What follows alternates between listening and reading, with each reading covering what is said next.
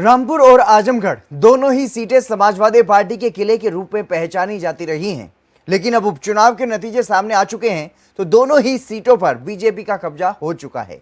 ऐसे में राजधानी लखनऊ में स्थित समाजवादी पार्टी के मुख्यालय पर कोई हलचल नहीं दिखी।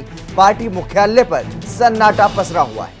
रामपुर और आजमगढ़ चुनाव में मिली हार के बाद से समाजवादी पार्टी के दफ्तर पर देखिए पूरी तरीके से सन्नाटा पसरा हुआ है।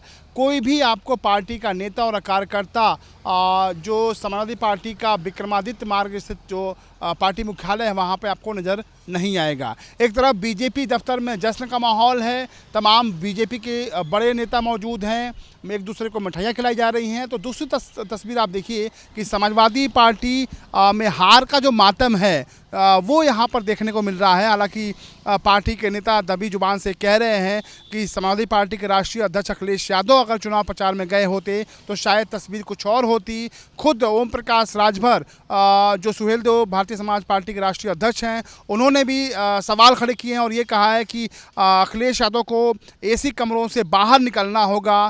फिलहाल सेमीफाइनल के तौर पर 2024 चुनाव के लोकसभा चुनाव के ठीक पहले ये चुनाव देखा जा रहा था और ऐसे में रामपुर और आजमगढ़ उपचुनाव में मिली हार के बाद से सवाल कई खड़े हो गए हैं।